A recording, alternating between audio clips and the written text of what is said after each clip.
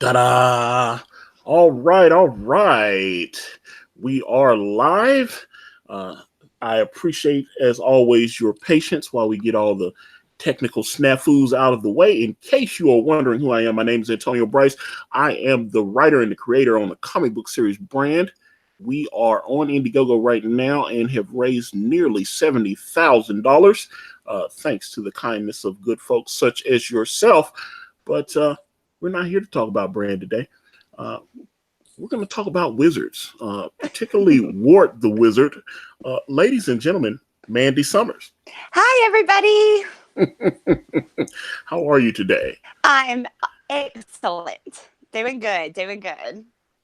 Right, I see you over there looking like a snack girl. All right, go ahead on. Right. So, yeah, I've seen you on a couple of streams, and you seem to have a pretty bubbly personality. So, Yes. so what made you want to do a book about a wizard named Wart?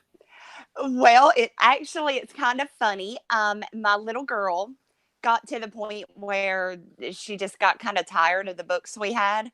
And one night she wouldn't go to bed and she kept on reading me something. So I was finally like, just lay down. I'll make something up.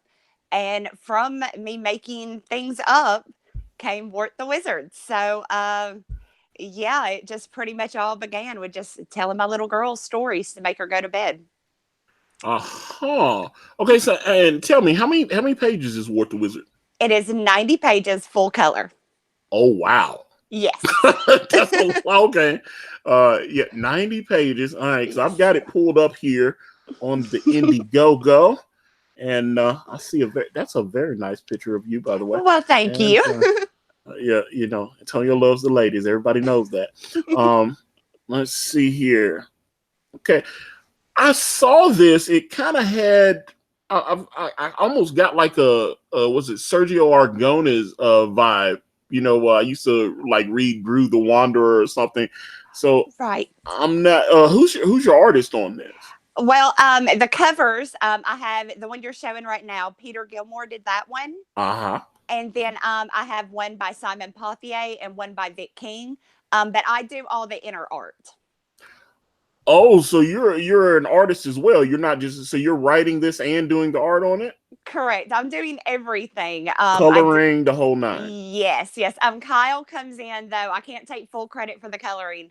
I lay the flats, and then Kyle comes in and helps me with my shading and lighting and that kind of stuff. Kyle Ritter.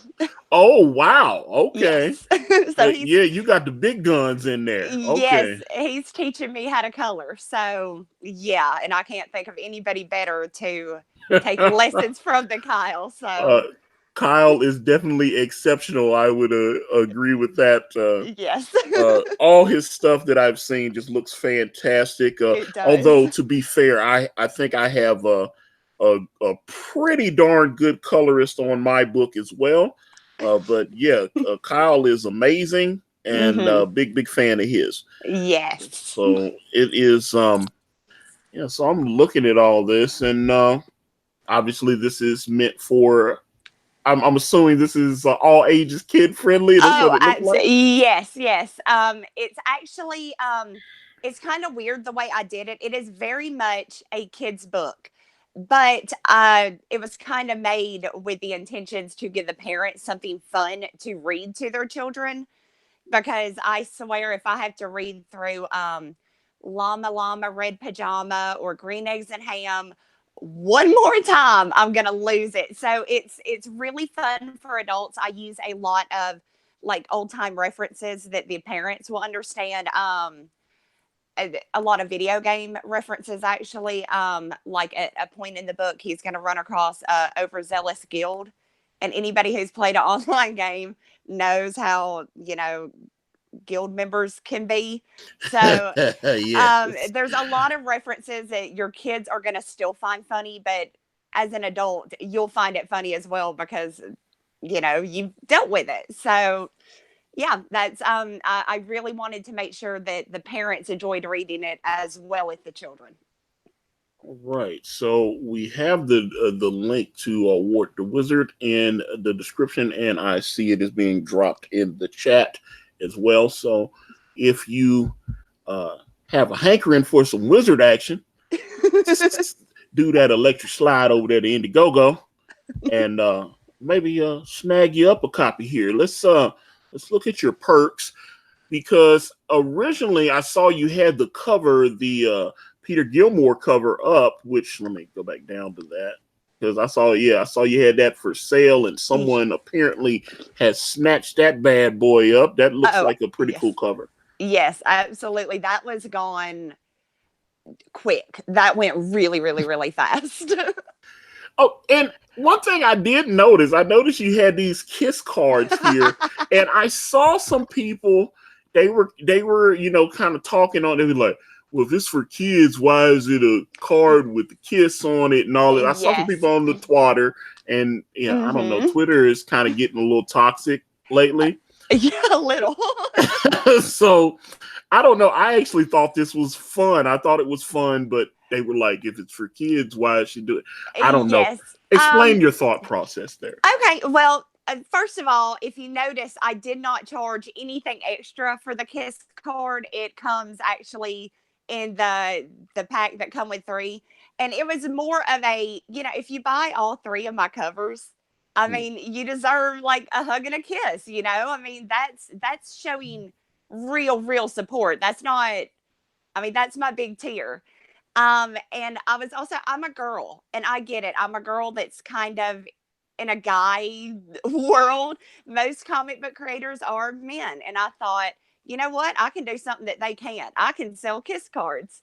So yeah, I just thought it was fun, like a fun girly thing to, add on to it that I can do that a lot of the creators, can't. I mean, unless the guys want to put lipstick on. But yeah, most of them probably don't. Yeah, that's the thing. I don't know. I don't know. I saw it when I saw some people. Like I said, I saw the shade. You were standing in the shade there, and some folks was doing that. But I thought that this was a neat idea, perhaps because I'm a pervert. But I thought it was a neat idea, and I was like, hey, this is actually unique, and it kind of made the campaign fun, and so I didn't see a problem with it. You know. Right. I mean, I at the same time, it is a kid's book, but a lot of kids aren't on Indiegogo backing books. It's the parents that are going to be backing it. And so yeah, I just kind of thought it was fun, like a fun little, because who it's fun, I thought. But yeah, I got a little bit of flack for doing it, but that's okay.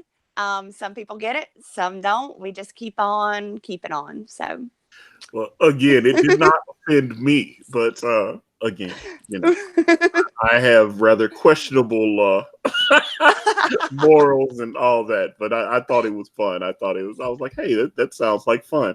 But that's just me. Let's look at your perks here. okay. Do you not have a featured perk? Um, Doesn't look like you have one. I guess. I didn't know to do a feature part. Oh, okay. Well, I mean, it doesn't take much. All you gotta do is just take whichever perk you think is the best one. Just highlight it. It's kind of like I noticed that when people are selling on eBay, sometimes you can put like extra flair on it to kind of draw attention to it a little more. Uh, Gotcha. and so it kind of helps. It'll put that little highlight on there and say featured perk on there. That's why I was like, "Where's your featured perk?" Gotcha. See, I didn't see that setting when I Yeah, was yeah, making yes. it. But yeah, just just a little something, little tips and tricks I picked up. That's part of what these streams are for, to kind of Absolutely. give you a little advice. I don't know if you had to pick a perk. Well, I kind of Peter Piper picked the pill. Okay, but if you had to pick a perk, which one would you recommend out of all the perks that you have listed here? Oh, probably the epic adventure. Okay, Um so that's the one right there at the top. yeah, Okay. just that is well, I guess for my own sake I would say an ultimate adventure, actually, because you get all three covers and you get a discount if you get all three covers. So Oh. I think it's like $10 less if you do it that way. So let me see. Hold on. Okay, is that the ultimate adventure? That's Yes. just the ultimate adventure. Yes. So that kind of reminds me of my Santana Baby triple cover pack, which is my featured perk on the brand campaign. So that's the one I have where you can get all 3 covers and all that. So no, I don't know. As you go back, you might wanna make the ultimate adventure one your featured perk at the top, Yeah, absolutely. and then just that way it'll shoot it right up there at the top and showcase it a little bit for when people come to your campaign. Um, that's just my personal opinion though. Oh no, no, no! Believe me, I love when people give me, like suggestions because you guys know what y'all are talking about. So I don't. That's like when John Malin was telling me like, okay, you need to do. I did not hesitate. As soon as he told me and we got done with the stream, I was like moving everything the way he told me to do it because he knows what he's talking about. So yeah. Yes, yeah, because I went from epic disaster to a small disaster to a nearly $70,000 campaign. Yeah. So, Yeah, you don't question you guys. Y'all know what y'all are doing. So yeah. but yeah, that's that. Like I said, it looks good. Let me see if you have any extra stuff here because I see you only did. How long has the campaign been going? Because I see you got an update up here. Maybe 10 days. Maybe Oh, 10 okay. days. We're Okay. still early in. Okay, that's good. And I see still. Let me see. I'm right here, and it says you got 17 days left. You are 172% to go, which is Yes. fantastic. Let's see. Oh, you're doing the flexible goal as Yes. opposed to the. But hey, you got funded, so that's a good thing. Um, yeah, sometimes I unless I know the campaign is going to get funded, I don't like doing the flexible goals Yeah. because you don't get your money back. Right, right.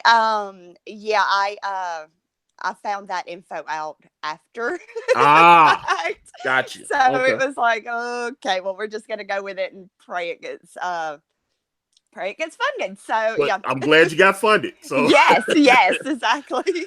there you go. So this book is going to be I don't know what have you done as far as research wise because like I said it sounds like you got a pretty big book here. What but you're handling a lot of the internal costs on your own because you're doing the art, you're doing the colors, you're Right. the writer. So whereas with my book, I got to pay a colorist, I got to pay a font person, I got to pay Kanan, you know, all Right, this kind of. right. So I don't know what kind of research you've done as far as Um, when you go into fulfillment. I had found a place with really really good reviews. Everybody says that they're amazing. They use good glue. It's local, so I can just drive and pick it up. So I don't Oh have to. wow.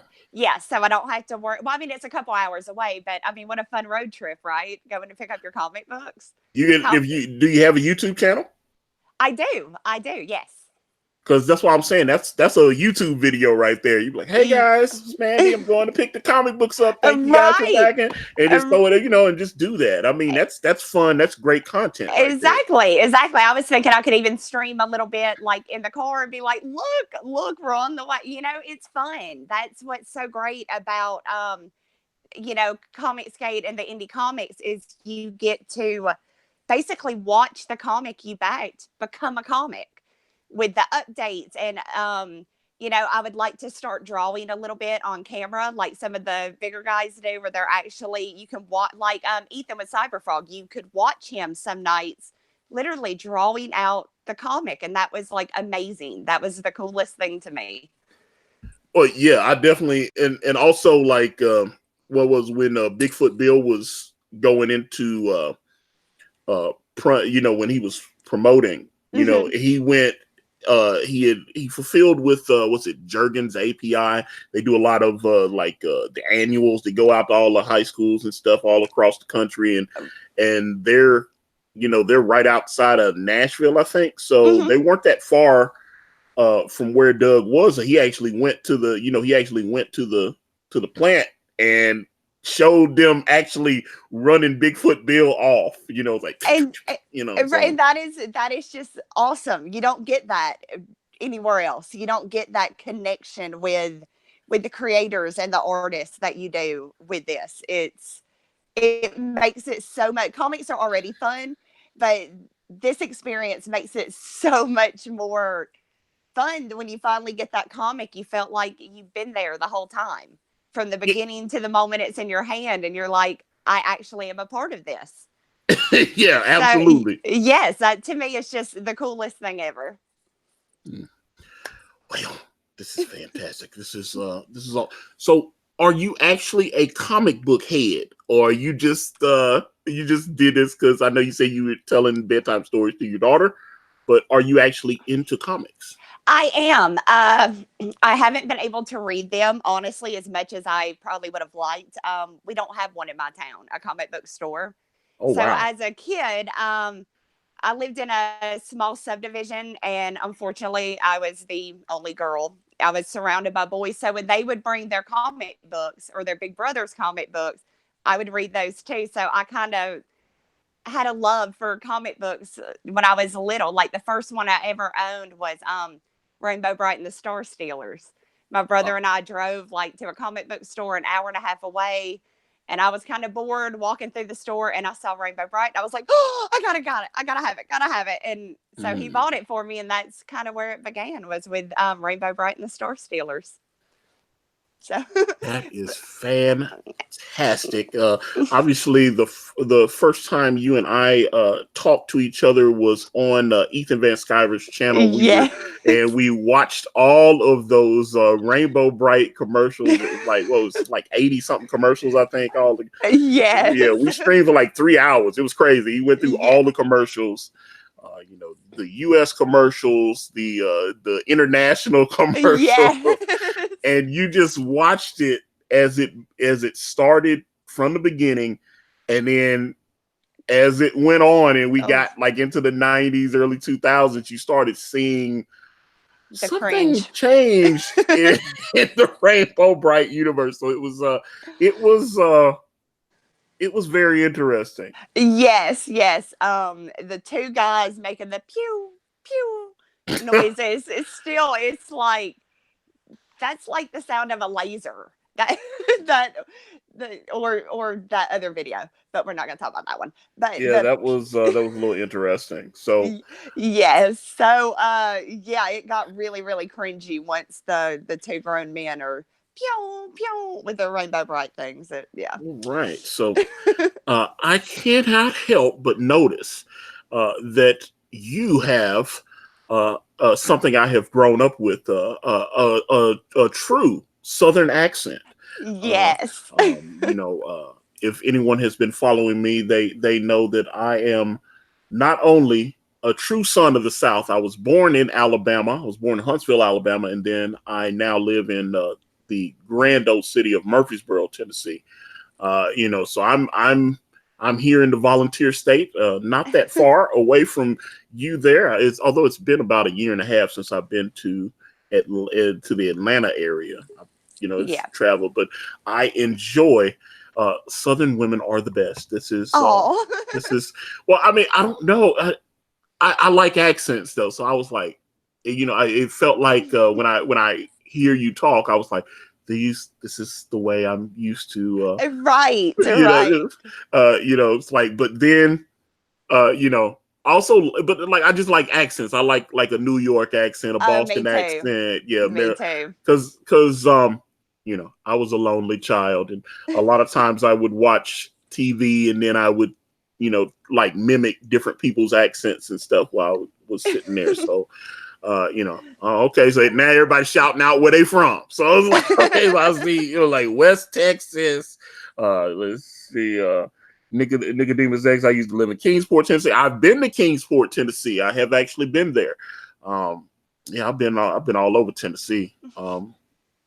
But yeah, it's I just like accents, and so When I heard you on stream, I was like, I just relax. I feel like I could be eating a slice of pecan pie and just listening to you talk about Wart the Wizard. It sounds like home, right? Yes, it does. This Yeah. is yeah. I was Yeah, like, your accent is awesome to me because it's normal. It sounds like what I'm used to hearing every day. So I hate hearing myself on playback because a lot of times, like, I do my podcast, Sexy Party, and then I go, well, there you go. And now on iTunes, iHeartRadio, Spotify, all those different streaming services.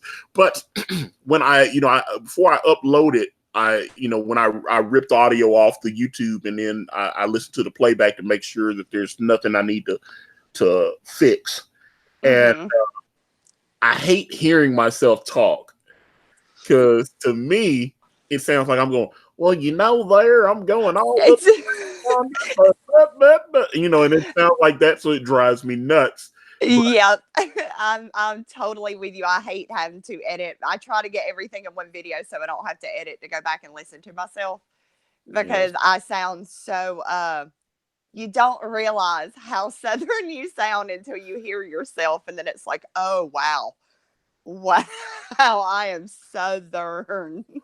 Well, that's the thing. Like, you get a lot of actors and actresses and stuff when they're from what's the young lady from the Hunger Games? She's from Kentucky. Johnny Depp's from Kentucky. Julia Roberts is from Georgia. Let me see who else. Ryan Seacrest is from Georgia, and then when there was when they were doing American Idol before they moved to ABC, they did an episode. I guess they were doing tryouts somewhere in the Atlanta area, and they found some old news footage of Ryan when he was like a local newscaster in one of the little small towns there in Georgia, and he had like a mullet and a thick country accent and everything. And so he talked about that. I've also heard like Ben Affleck and Matt Damon, they got speech therapy coaches and stuff to teach them how to speak without that Boston accent. Right. And then they did Good Will Hunting, and then they had to put on like kind of a fake Boston accent. He said, I spent like thousands of dollars to lose the Boston accent, and then I had to do a movie where we had to have the accent, and I had to do like kind of a fake version of it. That would be so hard too, to learn not to talk like this and then have to go back to it. I bet that was so difficult.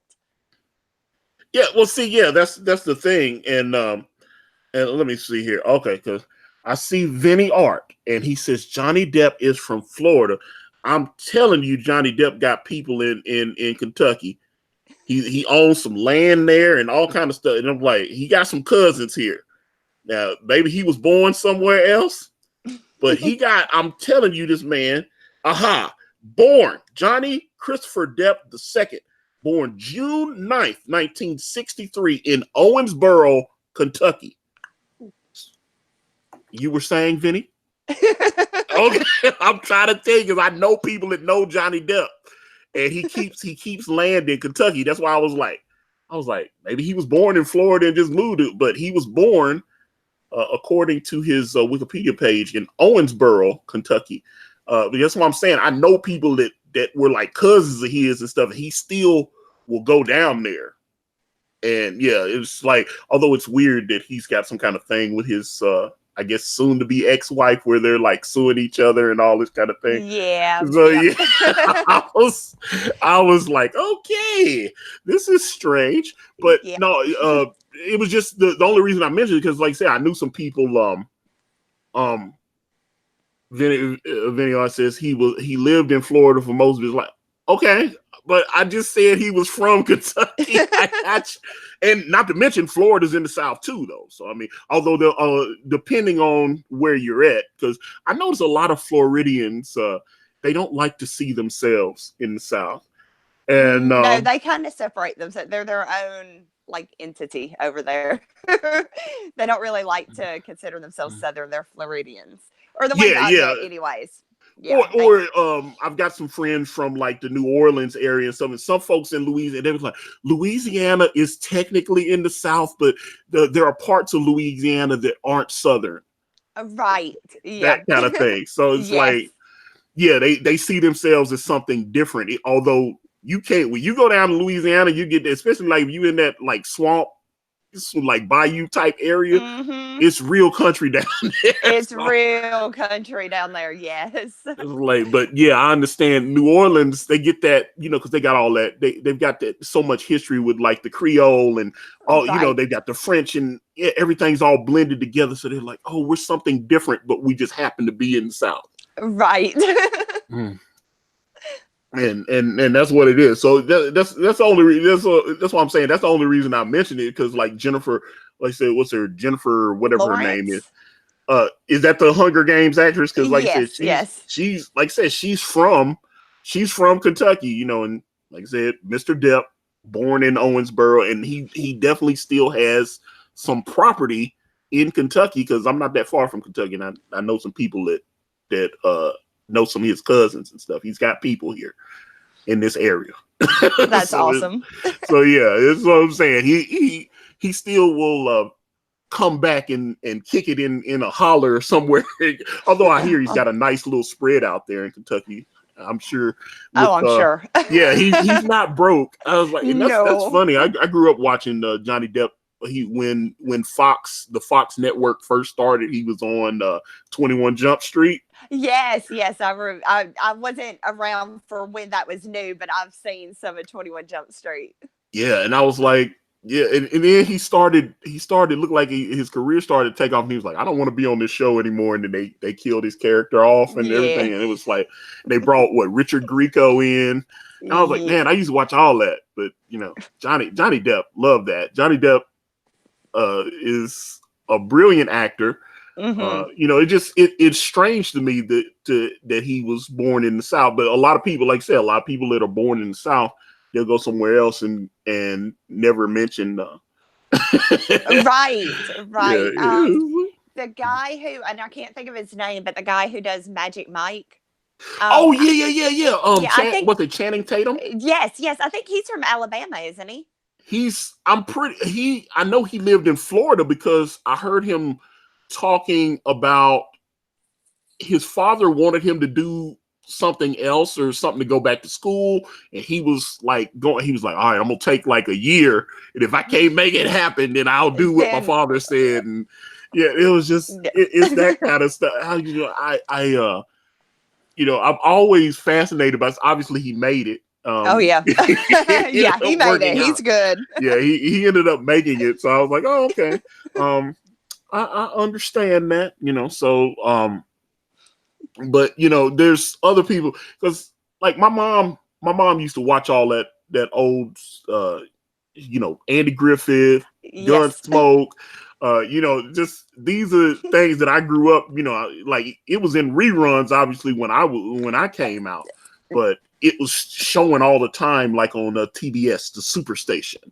I used to watch, you know, like all the Turner, like, you know, Ted Turner. I knew who Ted Turner was before I could really, you know, form a complete sentence. Right. Yeah, it's like Ted Turner, you know, because I used to, that's why I grew up. I was like 4 or 5 years old, and I'd be watching, I'd watch the Superstation. They'd have the Atlanta Braves baseball on there, which I guess they still do.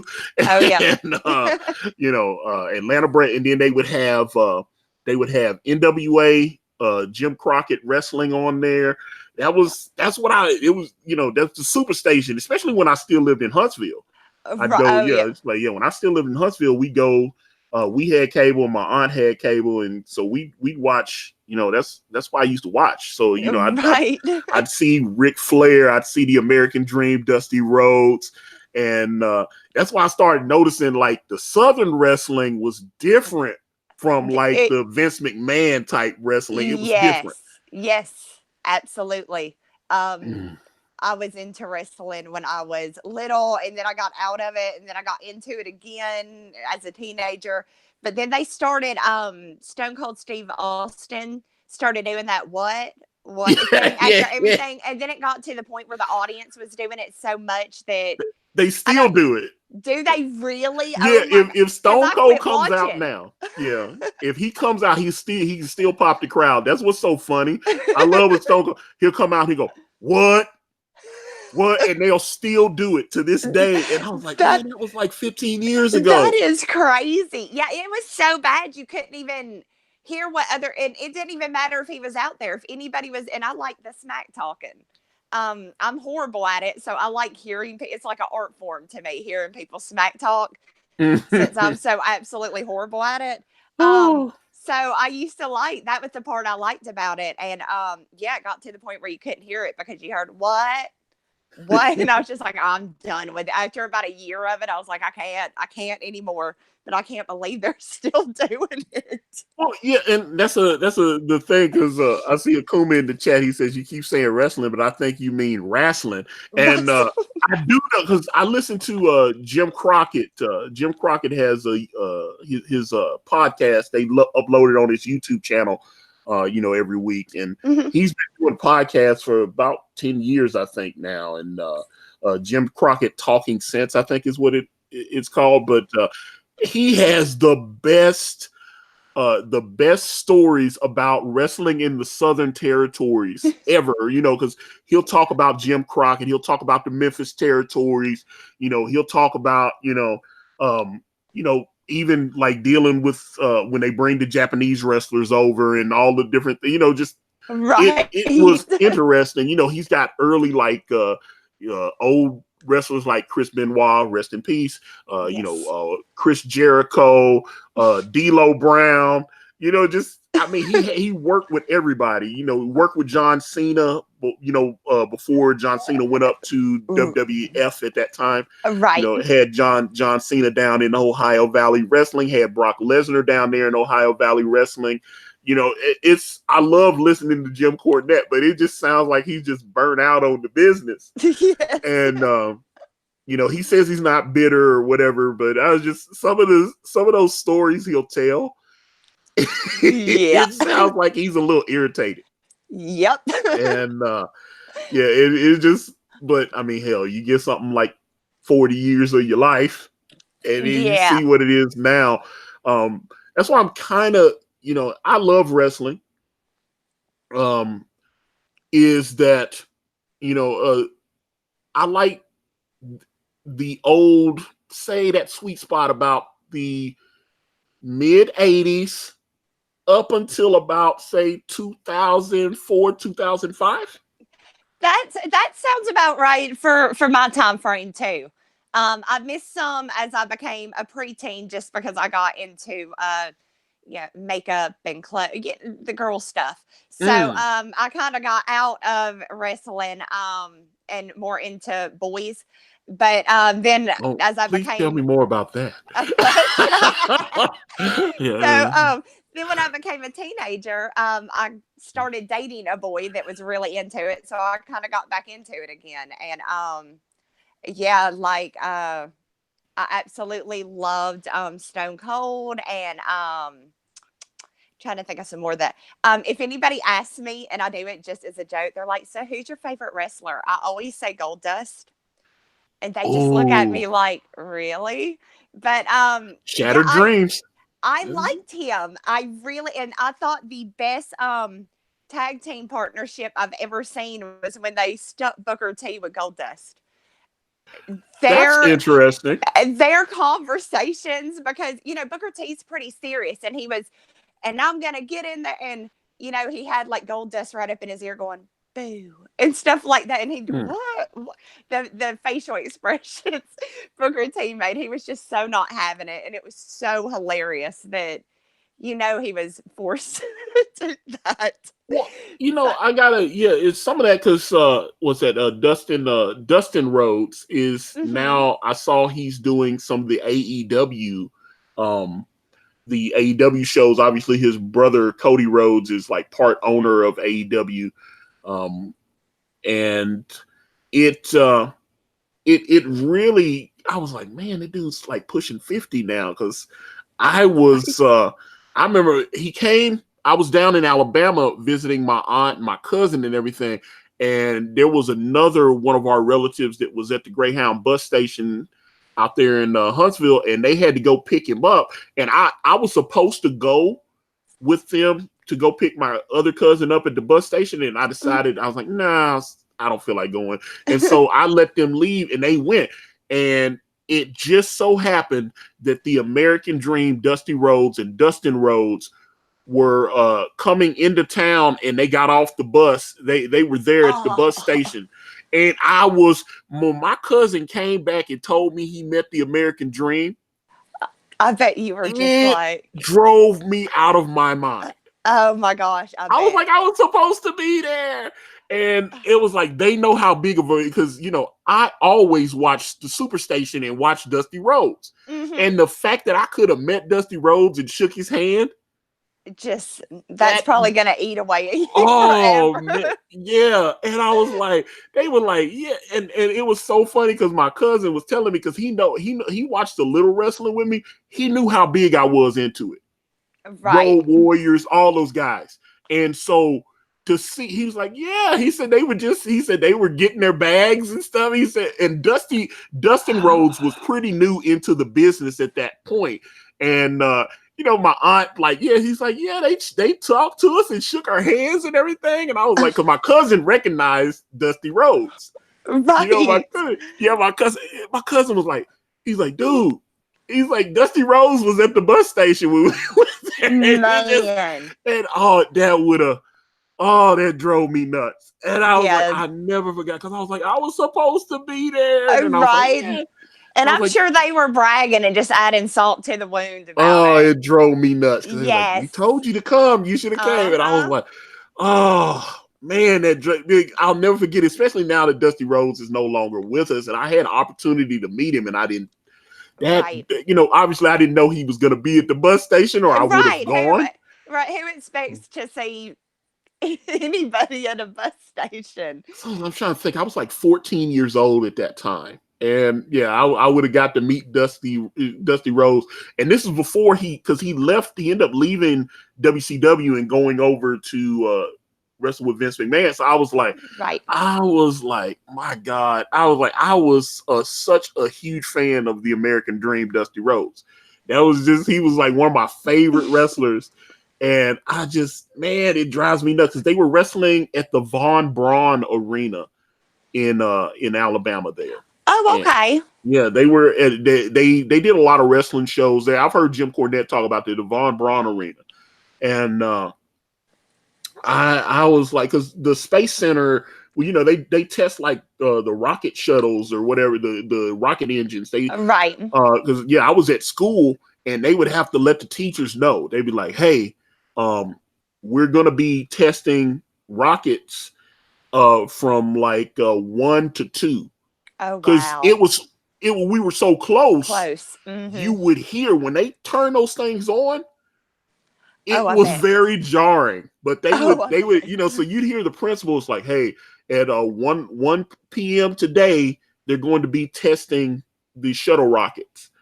And so just to be on alert, and then like maybe in 30 minutes, an hour before, they'd be like, just a reminder, they are going to be testing the rockets, you know. And so they would let us know, you know, call it out over the speakers and everything, so that nobody freaks out when they would bust it out. So right.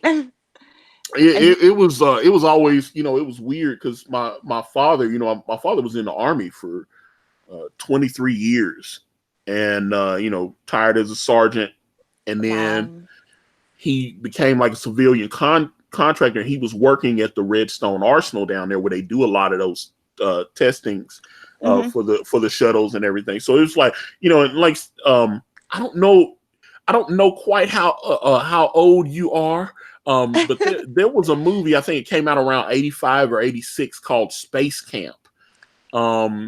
And I was around for it, but I don't actually remember that one. Yeah, okay. Well, I don't know if you ever saw the movie Revenge of the Nerds. Oh, no, I've seen that one. Okay. Well, you know the black guy that played Lamar in Revenge of the Nerds. Yes. Okay. He was in this movie Space Camp, and some of that was shot down at the little space center.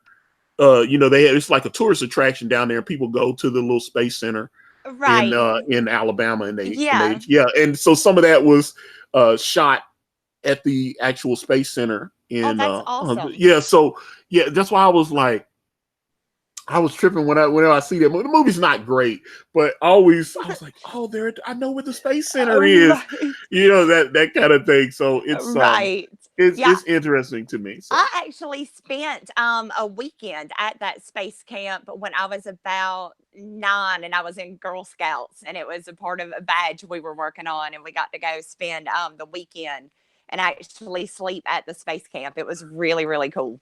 okay. So let me Yeah. ask you. Okay, so because I was in Cub Scouts, Hmm. and I was in Cub Scouts for a couple months, and I was like, this sucks, and I had to get out of it. But okay, so how long were you in Girl Scouts?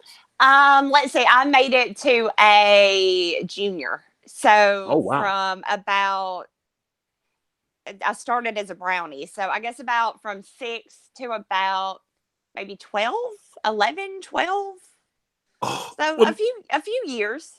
well, another thing that kind of hurt in that respect was the fact that you had to keep buying all these badges, had to keep it was expensive, It what and well we had to pay a monthly, or well I did, my parents did.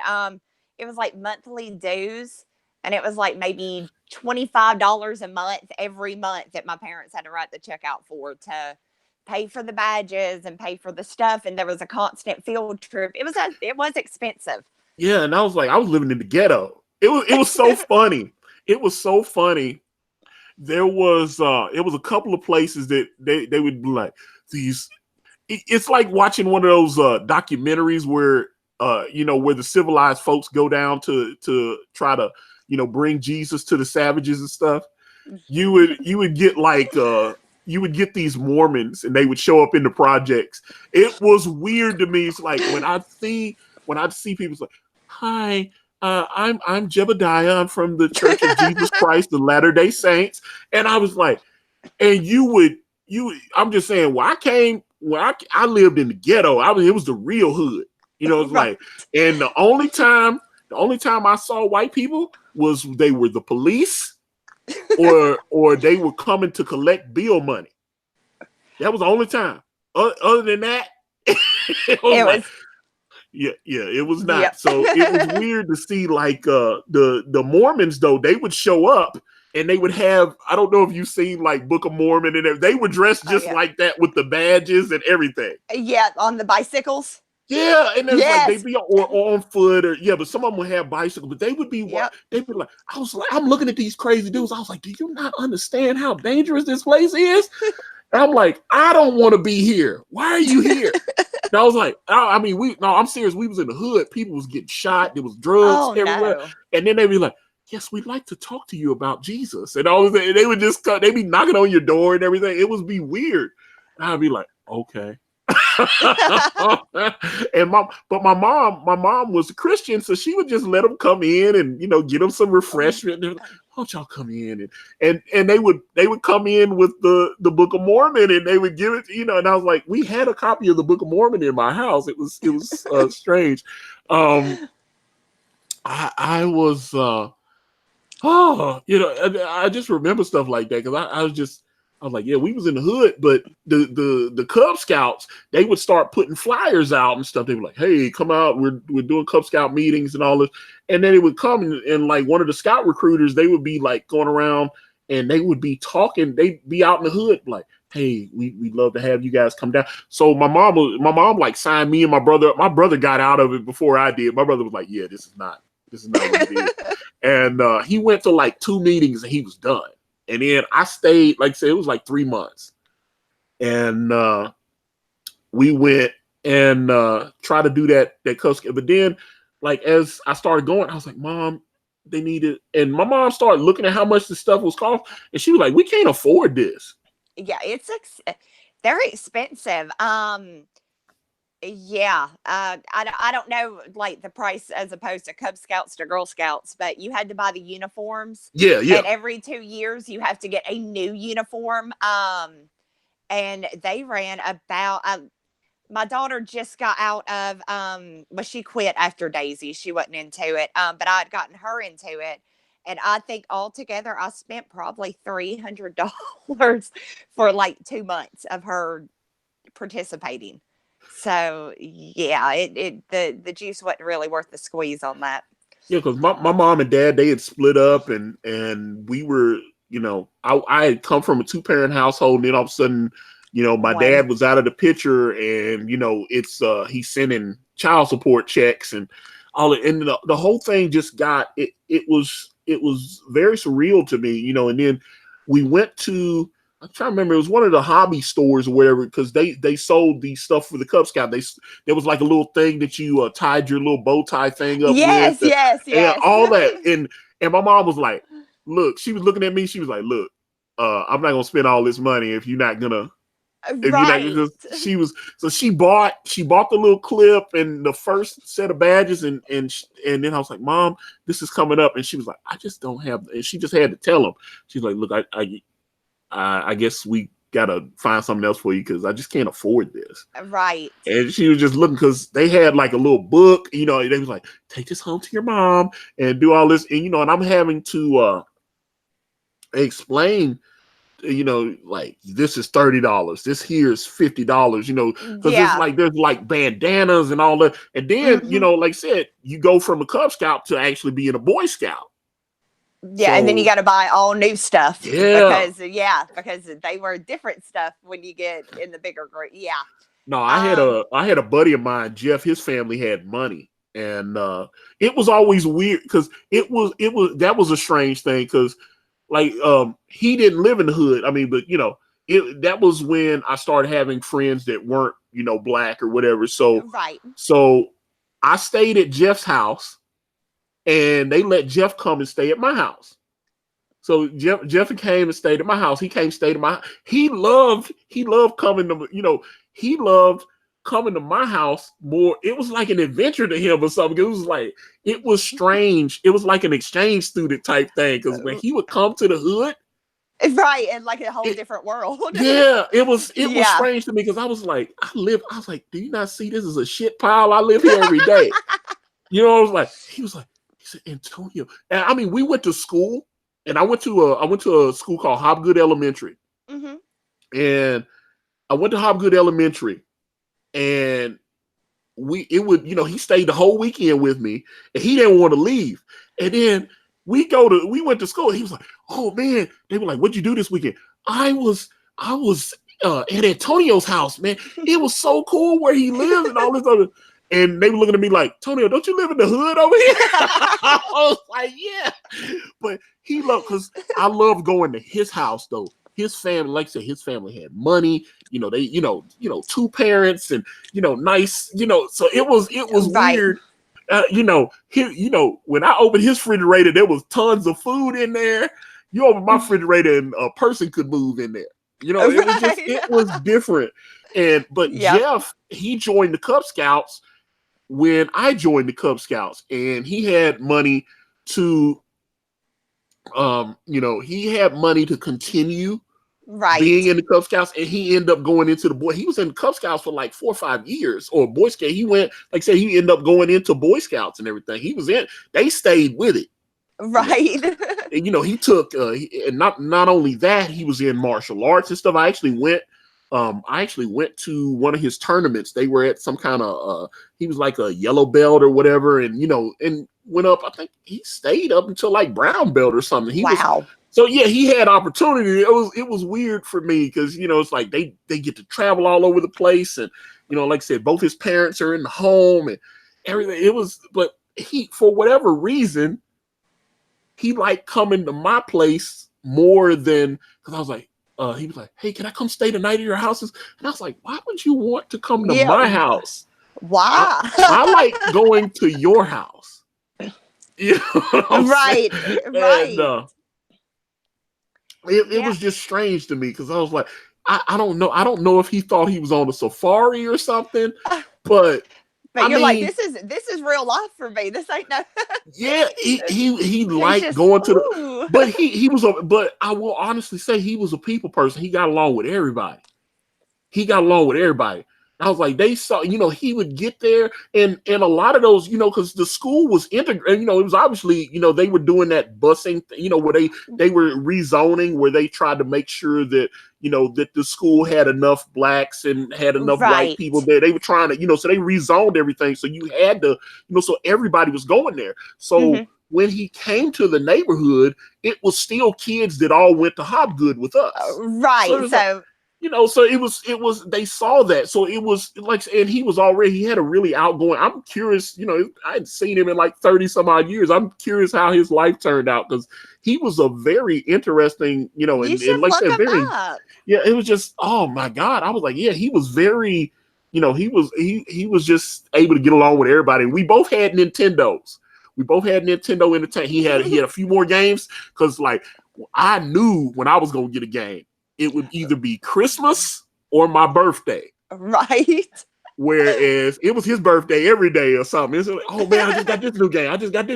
And so, but he would let me borrow games and stuff. So I was like, oh, Jeff just got a new game. Once he got tired of it, he would let me borrow it. Right.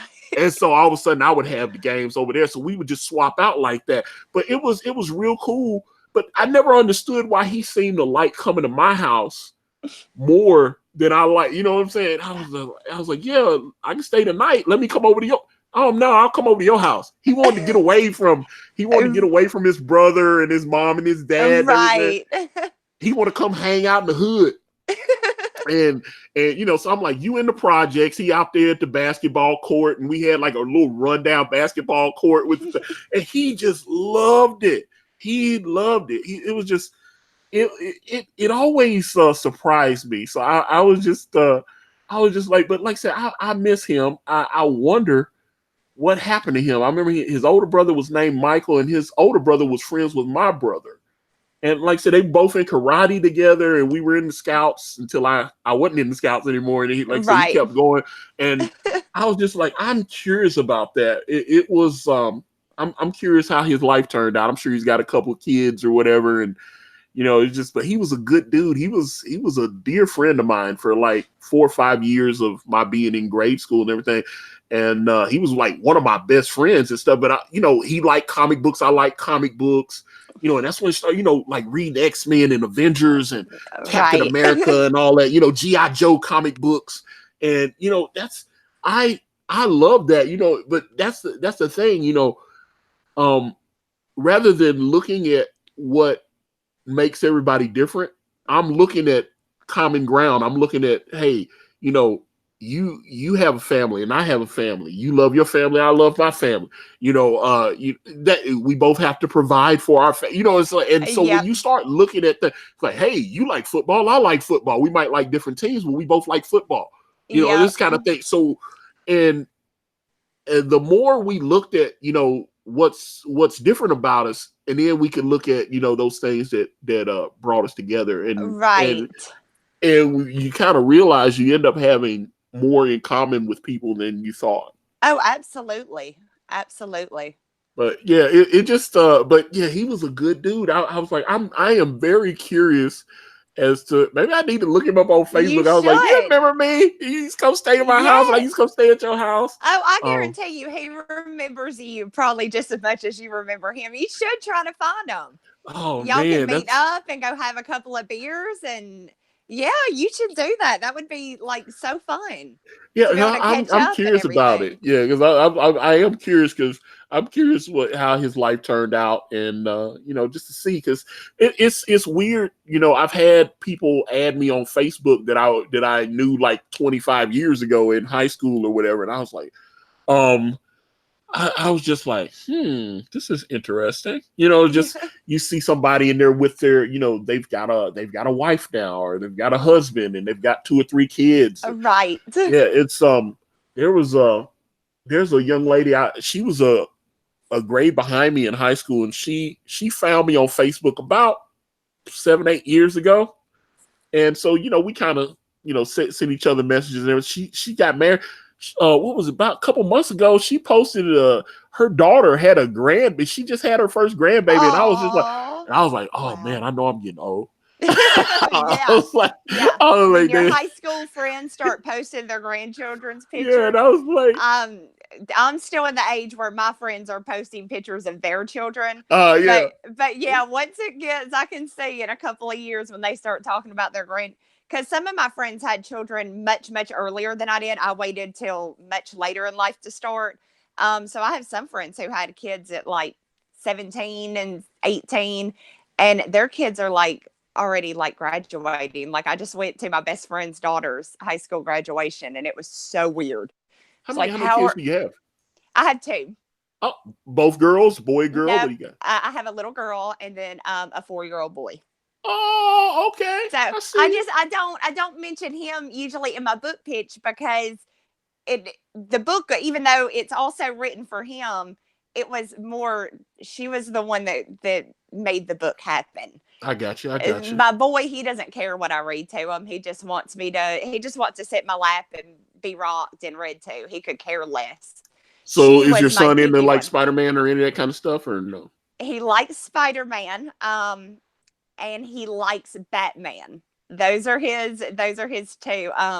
My daughter plays Arkham Knights. Oh wow! A lot, and he sits there and Batman. Look, mommy, it's Batman. So yeah, he's and she has a Spider-Man game. That's really how he knows them, though. Is not the new Spider-Man game, because I know some people that Spider-Man that was on PS4 that came out last year. Yeah, no, it's Xbox. Oh, okay, gotcha. So I don't really know. She just picks them out and I buy them. No, I've got some friends that's playing that Spider-Man on PS4, and it was like you can't get them on the phone, right? You know, when that game first came out, it was just like, hey man, I've been trying to call. Yeah, dude, man, I've been playing that Spider-Man, man. I was just playing it. You can't get them on the phone. And I just like, man, but I saw there's so many, because I watch a lot of the gaming channels on YouTube, like IGN and was it Maximilian Dude and all these different channels where they got like 500,000, 1 million subscribers and stuff. And you'd be like, I was like, how are they? Wow, they're making so much money on these videos and stuff. And I was just putting like, they'll just be like, okay, I'm going to stream for a couple hours and you guys just chat and I'm going to play video games, and they'll play fighting games and stuff like, play Mortal Kombat. They'll play Injustice, which, I love that Dragon Ball Fighters, any of the new fighting games, you just watch it. And I was just like, I'm fascinated. So that's why I'm saying that's why sometimes when you get into some of these discussions with people that are anti-Comicsgate and stuff, they'll be like, this isn't for you anymore. It's like you're a grown man and you're complaining about comic. And I was like, I'm sorry. I liked comic books when I was a kid. I still like comic books. Right. I liked like Japanese anime. I liked cartoons and stuff when I was a kid. I grew up and I still, in my 40s, I still enjoy anime. I didn't start, and matter of fact, a lot of the anime stuff is more sophisticated. It's more for adults. It's got adult themes and stuff. Oh, absolutely. I have to really be careful what my daughter watches with anime. Absolutely. I have to really kind of like hover when she's watching anime, because I don't know, I'm not really up to date on anime, but I know I've seen her watching some stuff and I'm like, oh hell no, you ain't watching that. We're done. And I gotta nope, we're done here.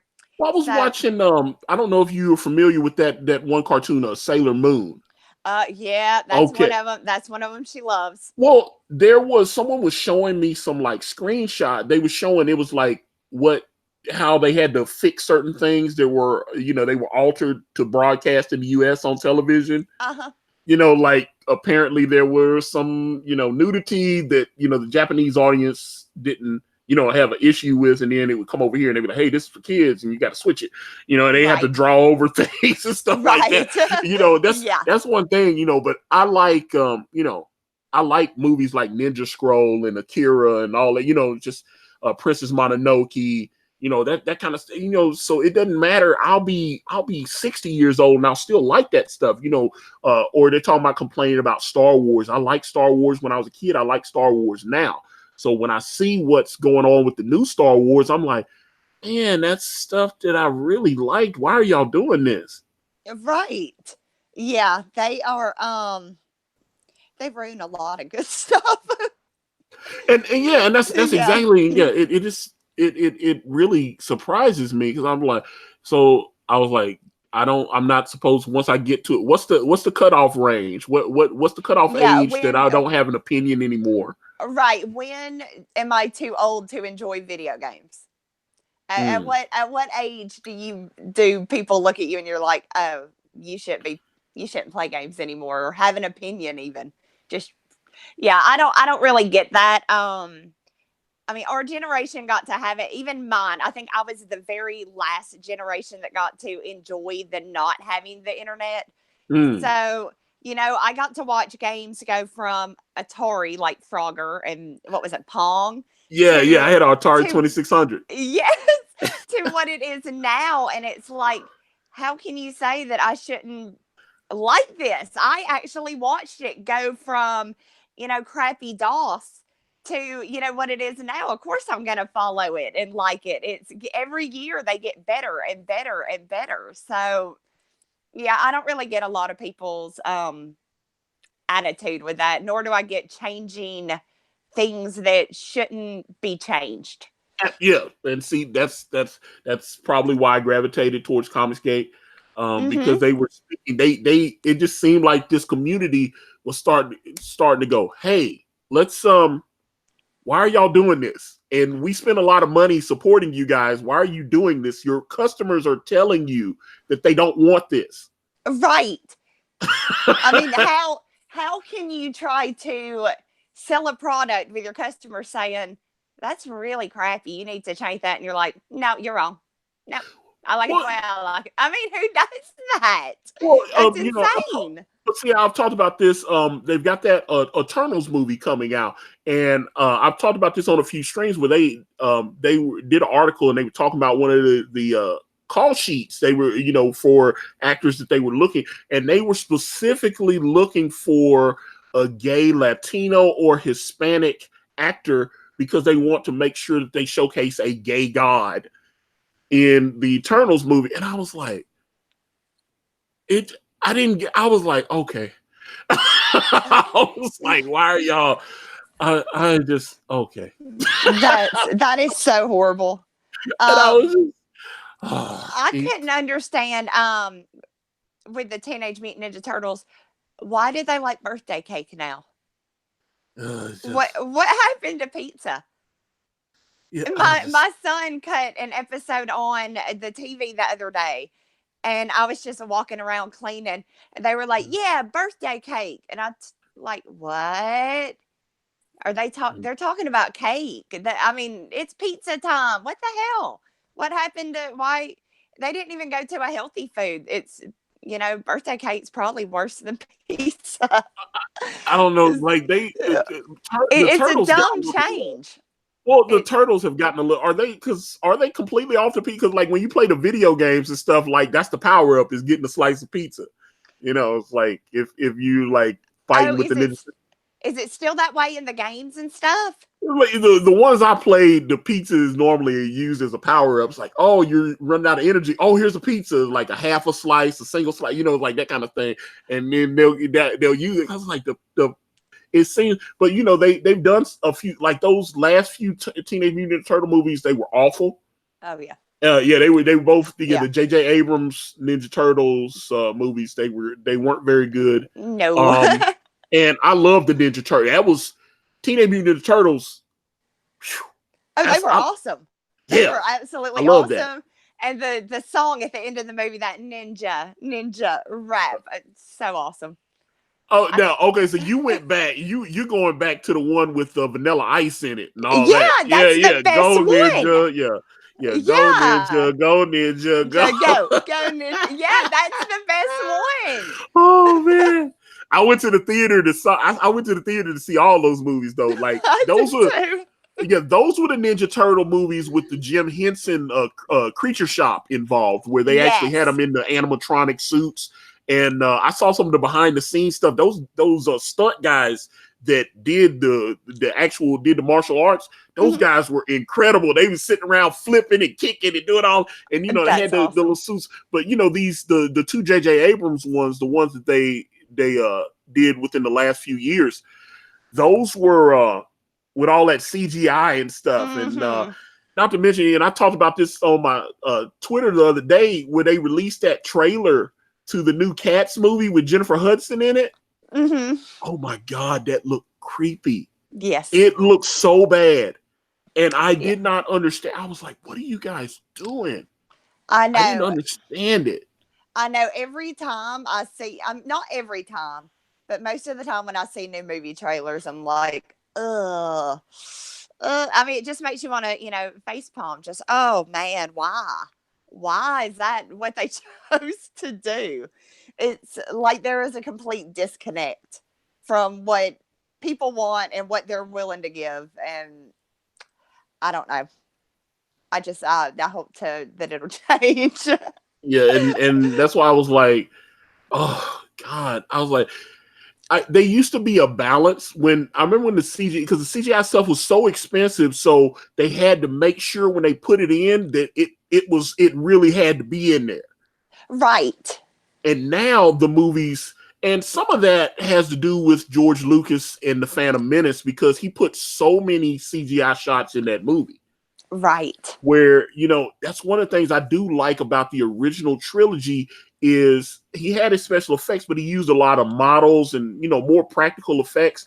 And then George was like, hey, I can do anything. I can switch. I can, right. There's the documentary. It's like a 2-hour that came with the DVD.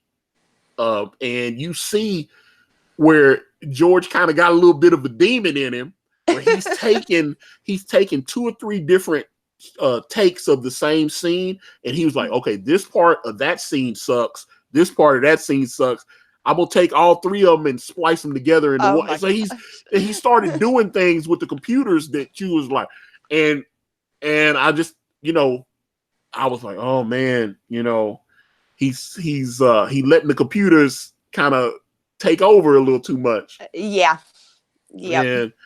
And there was some cool stuff in the Phantom, especially Darth Maul and all that. And I was into it. Oh yeah. But yeah, I thought he went a little too crazy with some of the with some of the CGI effects, I think. And and he talked about some of that on the director's commentary, where like he's like, well, the first movie had like 400 special effects shots, and then Empire Strikes Back had like 800, and then there were like maybe another 1,200 in Return to Jedi. And then he said, we've got over like 2,000 or 3,000 shots in Phantom Menace. And then the next movie had the Attack of the Clones had so many CGI. They had full CGI characters and everything going around. It was like there was hardly anything on the screen that wasn't it's like it was and I was like, okay, this is not good. So it's starting it's starting, I liked when, like I said, the Jim Henson Creature Shop, because if you notice, like in was the Last Jedi, they actually went back to a puppet Yoda as opposed to the CGI Yoda. They sure did. Yes, they did. And it was, I actually didn't hate the Yoda puppet. There was a lot wrong with that movie though. Oh yeah, there was a lot wrong with The Last Jedi, but I know when J.J. Abrams did The Force Awakens, he tried to go back to more of the practical. He had actual more of the models as opposed to the CGI stuff. He was trying to, and I remember Kevin Smith went on, they invited him on the set, and he came back. He's got a YouTube channel. I subscribe to his YouTube channel, and which, by the way, Kevin Smith looks weird with all that weight going. Now, he had that heart attack and he lost. I know. I saw the new Jay and Silent Bob. I saw that trailer. Reboot, and when he first came out, I was like, wow, he has lost a ton. That's the first thing I thought was he looks so different. Yeah, and I saw he put his daughter in there. What's it? His daughter is in there. His daughter's Harley Quinn, Harley Quinn Smith. Yes. He put his daughter. I was like, hey, all you actors and actresses that are naming your kids after the Joker and all that, knock that stuff off. I'm talking to Nick Cage too. Nick Cage named his son Kal-El. I was like, okay. Well, I can't say much. I was this close to naming my son Anakin. Oh, wow. Yes. Okay. And my husband just totally vetoed the name. But that was I was going to name him Anakin Lyric, and my husband was like, "Nope, you're not doing that. You're not naming him after." My husband calls Anakin Mannequin Skywalker now because of the yes, master, yes, just the tone that actor used when he was playing them, just the. Well, that's the thing, and I didn't completely hate Hayden Christensen, but he was a little. I can see where people, he was a little stiff in some scenes. Yes. Some people say that's George Lucas's directions because he's done some other movies where he was great. Right. I think that is just whether it was him or George Lucas, the way they did him, basically trying to disagree, but still kind of like, okay, whatever, I'll do. I think they just took it a little, it was unbelievable. It just wasn't, there was no emotion in he doesn't sound like a student getting lectured by his teacher. He sounds like a little kid being annoyed by his mom about cleaning his room. Well, and that's the thing. It and Red Gay says it was the direction. But I think, and I listen to the actual. Some people don't like the director's commentaries. I like listening to the director's commentaries because I want to hear what was, and that's one of the reasons why I offer a director's commentary on the brand campaign, so that when we get the final thing prepped in the files, me and Kanan are actually going to go through every page, and we're going to lay it down and let you guys know what we were thinking, maybe some of the little arguments we had, this kind of thing, and like I said, it's only $5 on the Indiegogo page. Yeah, the director's commentary, and some people have bought it, so it's cool. I liked hearing George Lucas. There were things I really didn't like about some of the prequels, and then he would explain some of the choices he made and why he did it, and I was like, okay, when you're saying it like that, I understand a little more, but yeah, he went a little too heavy CGI on that. And I think that when you look at movies like the new Cats trailer and all that, that's the grandchildren of what he started. Right. And it was like, because it's weird. I thought they would just put, because when they do Cats on Broadway, they just put, makeup on them, some fur, and they just get out there and get to singing. Right. And now it's like put on, because you look at like some of the behind the scenes in like Avengers Infinity War, Avengers Endgame, and you see Robert Downey Jr. with all these dots on his face because he's like, all right, you're in the Iron Man suit, blah, blah, blah, and they put all these things on him because they got to CGI it in. Right. And so I'd be mortified to watch any of the behind the scenes Cat stuff because it looked like they altered. Not only did they put maybe some makeup on them or whatever, but it looked like they altered the shape of some of the actors or imposed them on another body. It looked weird because Jennifer Hudson did not look like Jennifer. I was like, that's Jennifer Hudson. And she didn't look like, and then, everybody's moved because they got, what's the guy, James Cordell, or whatever, the late show guy that, I can't remember his last name, the British guy. He's kind of funny, but I saw he's in the movie. And I'm sitting here going, my God, they just, they put like a little makeup on them, and then they were like, okay, the face ain't right, suck it in, do this, do that. And right. I was just like, I was just, it was not good. So looks, Cats to me has always been kind of, even on Broadway, it was kind of creepy. It just I don't know why, just that one. Oh, and I like Broadway stuff. That one just kind of creeps me out. But yeah, this new one is it's doubly creepy. Yeah, somebody sent me the tweet. They were like, have you seen this trailer for Cats? Because I actually do like musicals. That's the thing. Right. I was an odd child. So I would watch, I'd watch Kung Fu Theater. They'd have Kung Fu Theater on the weekends and stuff on WZTV, Fox 17. And so, I'd watch that kind of stuff. But then there would be like Barbara Streisand and Yentl. Or you'd see like Annie Get Your Guns or Oklahoma or South Pacific. obviously Wizard of Oz, and I'd Yep. watch those things. What's it? Hello, Dolly. My Fair Lady. Yeah, My Fair. I watched all that stuff. Yep. I watched. Oh yeah, that's why that's why I was laughing. Like Ethan talks about like Doris Day and Ethel Merman, and I was a kid in the hood, and I actually know who those people are. Yes, that's I was crazy. like, I know who Ethel Merman is. It's like I know who Doris Day is. Yeah. And it was just it was strange to me. But like my favorite musical was Frank Sinatra, Guys and Dolls. Oh, that's a good one. Yeah. Actually, I was trying to get a decent. I saw it had it on DVD, but I was trying to get like a remastered Blu-ray version of it because I was like, every now and again I'll look on Amazon trying to get, because I love Guys and Dolls, the Sinatra, Marlon Brando. It's just I love that. That's one of my favorite musicals of all time, and I'm not supposed to like that stuff. It's like I'm told because I am a Negro that I'm not supposed to like these things and stuff. Yeah, well. Yeah, I'm like, so yeah. Yeah. So that's but that's just what I would, I was kind of a homebody. I didn't have a lot of friends, and this is what would be on the TV. So I would see, right. Yeah, I'd see Barbara Streisand. Like I said, Barbara Streisand, I used to watch anything that she was on. Like, so I watched Yentl, or it's like Barbara Streisand. I loved her. So it was like that's just me. But I had a crush on Barbara Streisand. I didn't want to dress up like Barbara Streisand. You know what I'm saying? I was like, hey, Barbara, won't you come? And I didn't realize at that time she was like 40-something years old, and I was a kid.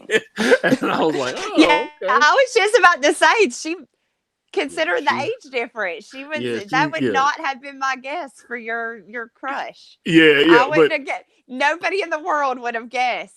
Antonio had a crush on Barbara when he was younger. But see, that's the thing about film. It's like this stream here. This stream, it'll still be here like 35, 40 years from now. So someone will be streaming, and you'll be an older woman, and you'll be forever young on this stream. So that's what it is. So I don't know. Like I said, I like stuff like that. I was a big fan of Sinatra, especially. I'm trying to remember. I can't remember the one with him, and they're playing like Navy. They're playing the Navy guys. Are like, New York, New York, it's a wonderful time. I can't remember the name of that particular. I can't remember that one. Man, I've seen that movie like 20 times, and it was like, man, I can't remember.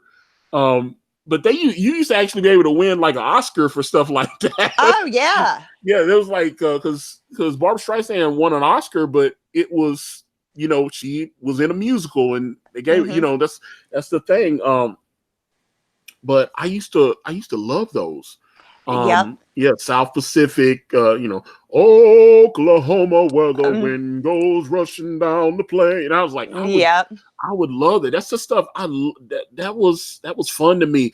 But that's the same thing. The same thing I like about those movies is the same thing that I like about comics. The same thing I like about animation. It's escapism to me.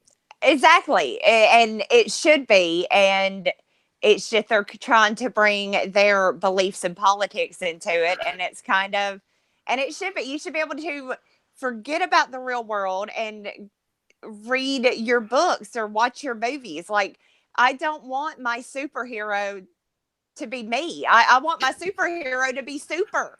Be better than me.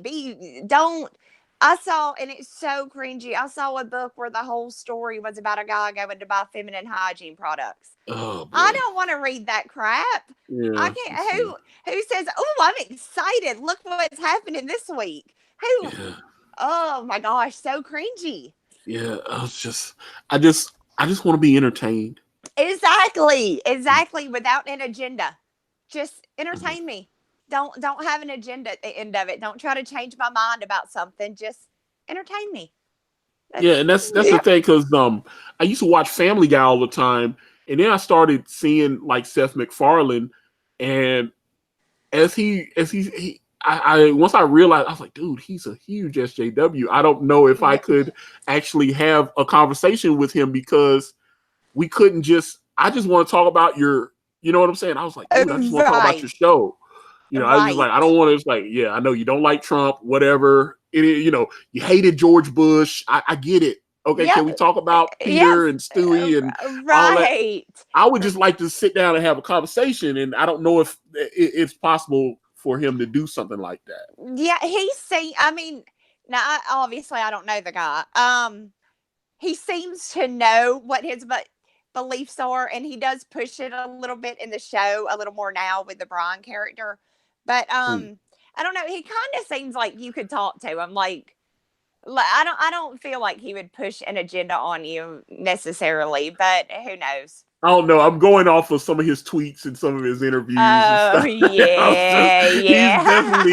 But again, as we said earlier, Twitter can be a little toxic. It can. Just a little bit. Just tiny bit. Yeah, because the reason, like I said, I'm a big fan of Seth because he seems like he's into some of those, because if you listen, he's recorded a few albums and he does like show tunes and stuff like that. And I was like, yeah, he's into the standards, the ballad Sinatra and all that. I was like, I would love to, I was like, that stuff right there fascinates me about him. And, and then obviously went to school and learned animation and, the Family Guy got canceled at least 3 or 4 times and they kept bringing it back. I know. They kept coming back. It's like they had to wait till they found the real audience or something. Because, I remember it coming on and then it got canceled and then it came back and then it got canceled. Yeah. Yeah, and it just keeps coming back. But it's like, but now it's been on for like, what, 20 years? Oh, yeah. I think maybe it was Hulu that has them on there. And I think like you can watch up to like season 25 or something. It's a ridiculous number. And then let me see. Ken Jack Ben says Antonio Little Shop of Horrors is one. And I love Little Shop of Horrors. Again, Jim Henson Creature Shop, directed by Frank Oz, Rick Moranis.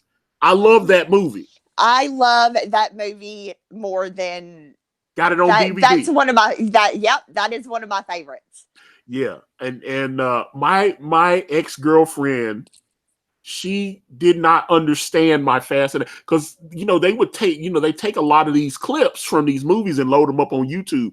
So I would just be sitting there instead of watching TV. I would go on YouTube and I would pull up clips of like Suddenly Seymour, Skid Row. I'd pull up Oklahoma. I'd pull up Look, Be a Lady Tonight, Marlon Brando. I'd see listen, that's why I'd pull up like old Sinatra clips of him singing different songs. Dean Martin, Jerry Lewis. If anybody, I used to love those old Martin and Lewis movies because they would sing all those movies. They sang in all those movies, right? Because you're gonna have Dean Martin. You're gonna have him. You gotta work in a musical number, right? Just like Marilyn Monroe. She sang in a lot of hers too. And I was like, that's just the way the movies used to be back then, and I love those. Me too. Yeah, it's like and that's the thing, and the same station, WZTV, which is still active here in the Nashville area and everything, but there are Fox affiliate, but they used to have Saturday Matinee, and they would show like Martin and Lewis movies. They would show the musicals. You see, like I'd see West Side Story, all these different, and I would just be like, wow, this is fascinating. Yep, those I grew up on those too. My dad was really into musicals. So just growing up, I ended up watching a lot of them with him. So yeah, I ended up loving them too. But see, but that's the thing. That's the thing about Cats. That's why I was fascinated by it when I heard they were doing a movie, and then I saw that trailer and I was a little bummed out. Right? Yeah, it's it just looks creepy. Because I'm a fan of Andrew Lloyd Webber, so it's like Phantom of the Opera and all that. I was just, oh man, great! This is great! This is awesome! And I was just like, oh man, this is gonna suck so bad. This is not good. Well, maybe they'll let Jennifer Hudson do most of the singing because. Well, I mean, she can still. They didn't CGI her voice, thank God. Right. Well, exactly. If you could just look past how weird she looks as a cat in the costume, maybe her voice, because she's amazing. Oh yeah. Oh, she's fantastic. No, when I I went to the theater because I was one of the only men in the Dreamgirls theater. I went with there was a young there was not a lot of dudes there. It was all like I went in there. It was me and my friend Angela, and she was like, "You want to go see Dreamgirls?" I was like, "Yes, let's go see Dreamgirls." So we went. And we went to go see Dreamgirls, and I started looking around, and I was like, "Oh shit, I'm like one of the only men in here." I was like, "This, you stood out because it was like there's not a lot of testosterone in the room right now." And then, but I dug the, there was a couple of husbands that got dragged there by their wives, but it was a lot of women in there. It was a lot of women in Dreamgirls, and like all of us guys were all looking at each other like, thank God I went with a woman because they just assumed I was dating her and stuff. And me and Angela were just friends, and they were like, oh, you got dragged here by your old lady too, huh? And I was like, no, I wanted to come, and it's just like it was I'm digging the cat. All right. Yeah. I was like, she snuck in here. But yeah, I just I would, even like old school, all those old war movies and stuff too. I was like all that old John Wayne stuff, the Westerns. I used to watch all that stuff. That stuff used to fascinate me. So I just I was really digging it. And that's I was hoping that Cats would be something I could be excited about. And the trailer did not excite me. It's just like when I saw the Sonic the Hedgehog trailer and the Sonic looked so weird. I played Sonic the Hedgehog. I played all those games. And I was like, yes. What did y'all do? But they did. They're fixing it. I know they're fixing it. Yeah, thank God. Yeah, that to me, though, that shows how much they care that enough people bitched and complained. And they're like, all right, you're right. Y'all don't like it. We want you to like it, so let's fix it. But you know what? That's the way it's supposed to be. When you're paying customers, are like, hey, man, we don't like this. What are you guys doing? And you realize that you've got like a $200 million investment. You're like, hey, we better go back and fix this before we put it out there. And listen to the people that we want to sell tickets to. As opposed to the Marvel approach when we're telling them that Captain Marvel is not it. You guys are bigots and you're sexist and all this kind of thing. Right. And so dumb. Yeah. And I was like, listen to the people that are paying you. And I just, again, that's what drew me to Comicsgate. That's exactly what drew me to Comicsgate because, I don't want to hear that, oh, it's not for you.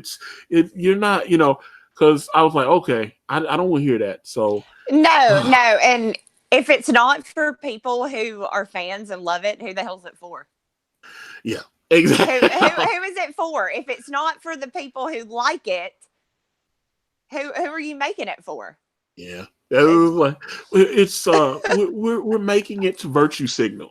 Yes, exactly. They just can't say that, but that's what it is. I hear there's a transgender cat in the new Cats movie, so it's like no, there's not. You're joking, right? You're joking. Oh my God! It's like, well, everyone has to be included now. So, everybody's got to be included, and I don't get it. They're supposed to be cats. They're supposed to be cats. I just don't get it. Let me see. King Crow says, yeah, but it's still Hollywood trash. Jim Carrey doing his thing as Robotnik. Yeah, it's gonna. I used to love Jim Carrey. I used to love Jim Carrey, and then Jim Carrey he forgot. I think he forgot when he was in Hollywood. He started going, I'm going to speak out. Oh yeah, and I'm gonna, you start doing. I just don't understand. No, I was like, Jim, you were, because my introduction to Jim, especially a lot of Black Americans, they came to Jim Carrey because he was the white guy on In Living Color. Yes. So that's why a lot of Black people love Jim Carrey because they grew up with Jim Carrey as Fire Marshal Bill on In Living Color. Yeah.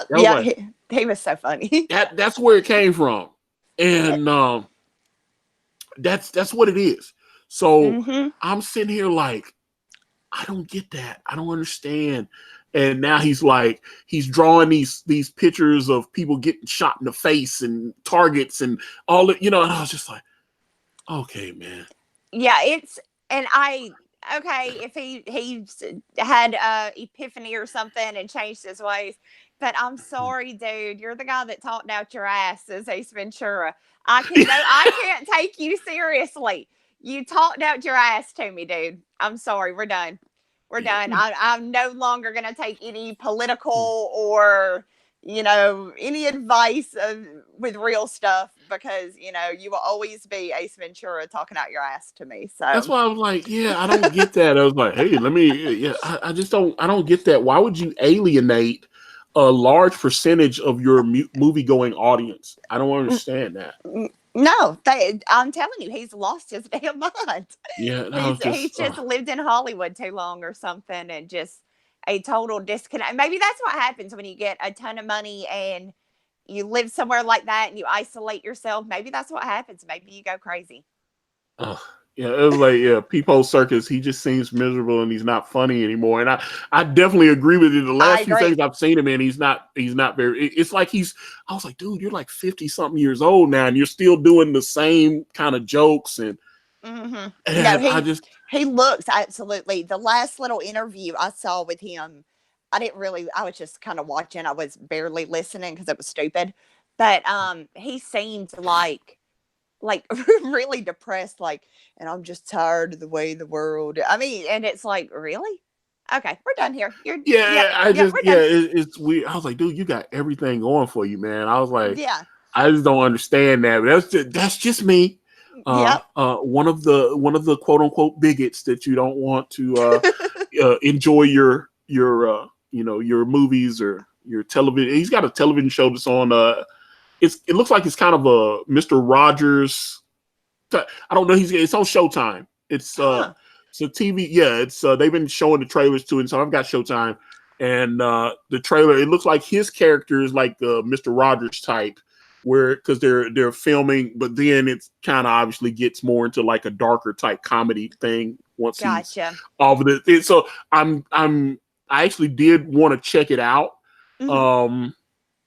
But I'm not so sure because I was just like, so I feel like Jim doesn't understand when to turn it off sometimes. I must speak out. I must speak out against social justice. And okay. I don't understand. I was like, I must talk about Trump. Because he, like I said, he was going when Bush was president, and I was just.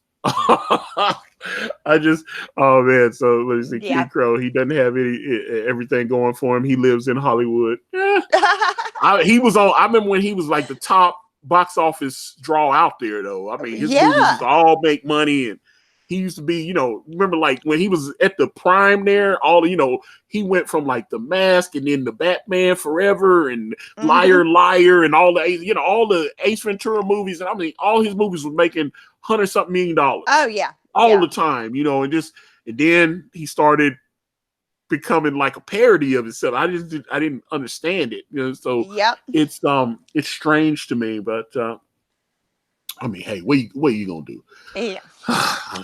But I still laugh at the old, I love watching those clips of In Living Color and stuff. He was absolutely great as Fire Marshal Bill.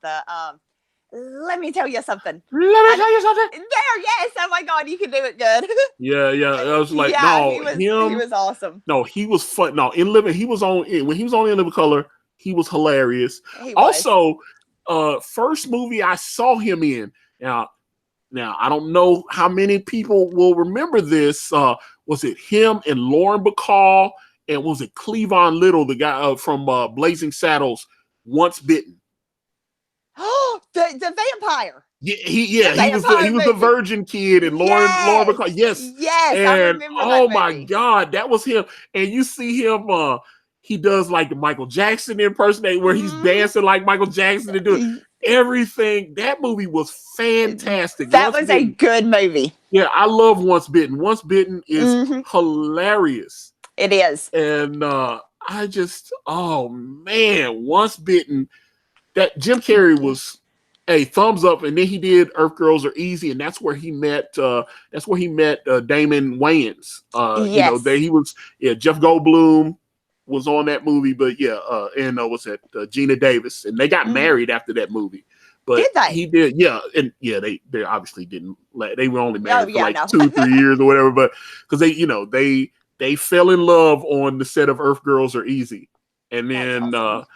but Damon met Jim Carrey, and then his brother Keenan was casting in Living Color, and they needed to do a reverse Saturday Night Live, because like Saturday Night Live obviously has a primarily white cast, but they needed a couple of black actors to like play. Right.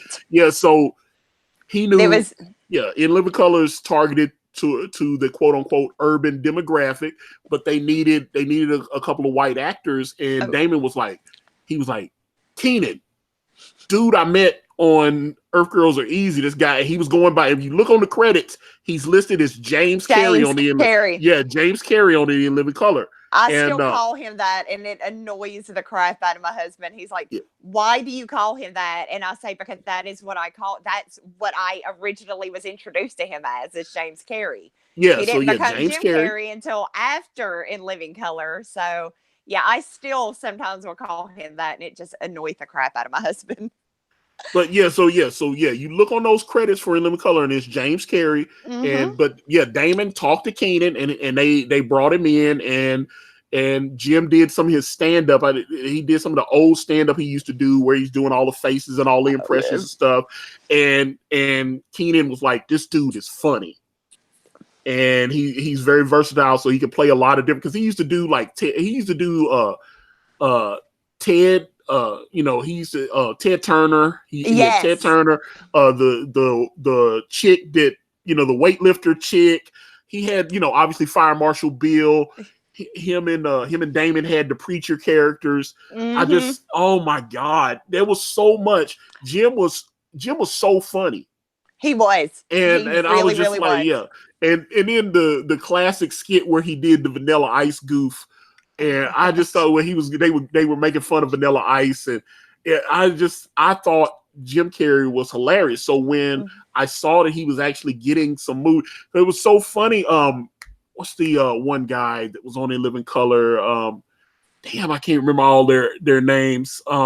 He was one of the men on film, because I was like, it's Damon Wayans and David Alan Grier. That's him, David Alan Grier. Yes. David Alan Grier was supposed to be in Ace Ventura: Pet Detective, and he turned it down. Really? He thought it was stupid. He read the script and he thought it was stupid. Oh, and wow. Jim didn't get. I think they only paid Jim like $100,000 for that movie. Wow. And then they gave him a little bit of background, back pay or whatever, because obviously the movie did like crazy numbers. Yes. and they needed him to come back for the sequel, so they had to throw in some cheddar, right? So but David Alan Grier was on Howard Stern, and he was talking about the fact that he made a mistake and didn't take the part in Ace Ventura because he read the script. He's like, this is stupid. Nobody is gonna watch this movie. And then they saw it. And when they actually saw Jim's performance, they was like, he's gonna be a big star. Yep. It was just like, but the script, I guess the script doesn't really translate, just reading it on paper or whatever. Right. And then, like I said, they went to the early screening and they saw Jim in it, him and Tommy Davidson and a couple of other people from cast from In Living Color, and they watched it and they said, he's going to be a big star. This is going to make him, and obviously the movie blew up. Oh yeah. it was huge. But yes, like it let Jim Carrey do what Jim Carrey does. Right. So it's but I actually liked the Cable Guy. A lot of people were like, I didn't like Cable Guy. I didn't mind it. It wasn't my favorite, but it wasn't horrible. It was definitely dark, though. It was definitely dark. It was dark. But I love like Cable Guy, all that stuff. I thought that was a cool thing. Cable Guy. Definitely love the Truman Show. Truman Show was amazing. Yes. Liar Liar, and what was the other one? What was it, Nurse Betty or whatever? Where the split personalities. I'm trying to remember. He had the split person. Me, myself, and Irene. That's Irene. it. Yeah. That was it. Yeah. That was a good one too. Yeah. So I'm like, he's trust me, I was watching everything he was in. Yeah, I was like, I love Jim. He was really good, and seeing him now, he's like a shell of his former self. It's like not even the same person. Oh yeah, people circus is talking about Man on the Moon. Yeah, he was That great on it. he was amazing as who was the Andy character? Kaufman, yeah, Andy Yes, as Kaufman. Andy Kaufman. Wow. Man, that's He great. he really could play that role. He did Oh, amazing on that role. yeah, and that's why I'm saying I loved it, but it was fantastic, and uh, I would love to have the old Jim back, but I don't think that's ever going to happen. No. And yeah, I was just yeah. King Crow says, "Man on the Moon broke him. He got too far. He did. He went. There's a documentary on Netflix that actually is really good. I saw that. You saw it, yeah, where he kind of Yes. got lost in where they just did he was a little too eccentric on the set of that movie. He like went into character and never came out. He didn't want anybody to call him by his real name, and it was just Yes. he had to be he's Andy the whole time. And when he talks about it now, he said that he felt like Andy's spirit like came into him and stuff. And I don't. There was some stuff in that documentary that was weird, like when he had Yep. Andy Kaufman's daughter come in and talk to him, and he talked to Andy Kaufman's daughter as Andy Kaufman, and I was like, that seems a little strange to me, but okay. That is so weird. Yeah. But let me see. People Circus mentioning Eternal. Was it Eternal Sunshine of the Spotless Mind? I actually liked that movie, but the ending was weird for me. I actually didn't watch that one. Oh man, I thought it was great. I actually did. I enjoyed that movie, but that was when I think Jim was trying to get an Oscar. And that's because he had tried to get nominated for the Truman Show, and he was trying to do all these. He's trying to show people he can really act, because comedic actors get slept on a lot. So he started taking all these more serious roles. That's why it was like Robin Williams had gotten nominated for Good Morning Vietnam, and he was brilliant in that. Yes. And I think he also got nominated for what was the one he did? Oh, the Dead Poets Society. He was great in that. Yes, he was. Yes, and he was. So yeah, so you're looking at somebody that can clearly turn it off and do serious acting. Because Dead Poets Society, that average actor is not going to be able to handle it, because it's got all that, it's got all that, like the different Shakespeare and all the different quotes, and it's you got to really be disciplined to handle that kind of dialogue. And Robin was great in that. So you got Good Morning Vietnam, and then he's doing Dead Poets Society, and like I said, 2 noms, and then he gets Good Will Hunting, and he wins. Yep. And he's brilliant in that. So he's brilliant in it. He also got nominated for Patch Adams. I remember he did Patch Adams, and he got nominated for an Oscar for that as well. That was the one where he was a doctor, right? The real Patch Adams. Yeah, the real Patch. Yeah, so he did. Yeah, he's been nominated like 4 times, but he did win for Good Will Hunting, and that's he named his daughter after Princess Zelda from The Legend of Zelda. That's cool. I didn't. No, you can Google this. I'm not making this up. So, let me see. You can check, because the commercial, the Nintendo commercial he did with his daughter is on YouTube, and you type in like Robin Williams Zelda, it should come right up, because his daughter is in. His daughter is beautiful, by the way, and but he named his daughter after Princess Zelda, which is like Zelda Williams, and man, but I loved that when I was little. Yeah. Oh no, The Legend of Zelda, all that. I was just. That's why that's why I'm saying you see something and you remember that it gave you a good feeling as a child, and then all of a sudden you're not supposed to like it anymore. Right. That's not for you. Right, which is insane.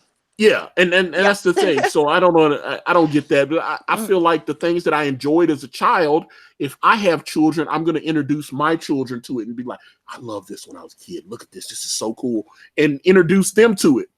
Right, exactly. And you don't want to introduce them to the new way they're doing it, because it's, I can teach my child what I want her to know. I don't need like a comic book trying to teach her about virtue signaling. I don't. Absolutely. I don't need my son, who, will grow up to be a white male, to read how horrible of a person he is because he was born a white male. That I don't want that for my children, So yeah, it's making it where I have to, really be careful and it shouldn't be, I should not have to worry about if they read this book, they're going to read that. You know what I'm saying? But you do now. You really have to be careful, even with comics and movies and everything. You have to be really careful and make sure that what they are trying to say is what you agree with. And it does make it difficult.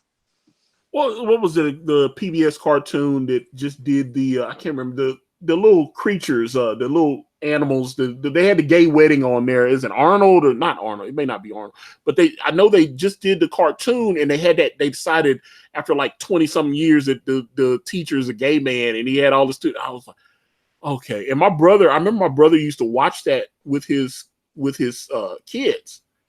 And he was like, yeah. He said, I'm glad my kids are all grown now, because that would have made me very upset. Yes. Yeah. It's difficult as a parent now. I think my parents had it easier in the 80s than what I do now trying to do it. Yeah, I think they're trying to do things that should be the parent's job. Right. So. Right. And yeah, I've got that.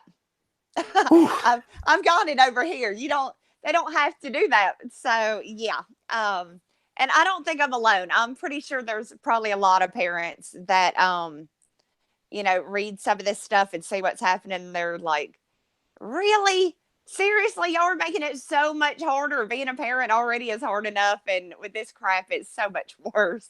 Yeah, absolutely. Whew.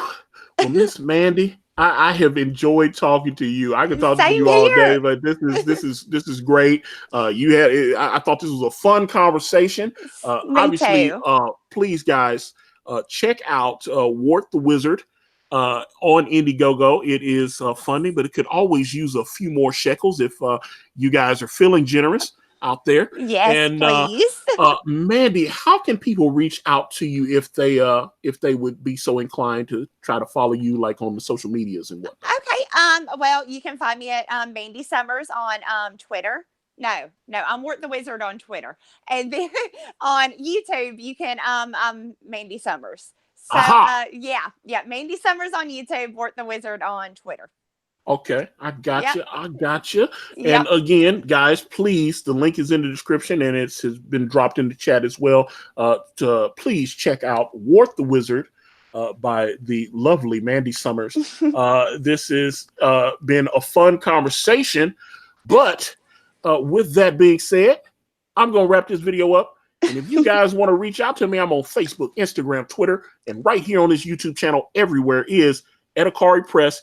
And if you type in akaripress.com, it will take you directly to my Indiegogo campaign for my comic book series brand with the phenomenal Kanan White. We're on Teespring. We're on Amazon.com. The links to those are in the description. Thank you guys so much for hanging out with us. I'm out. Thank y'all. Bye.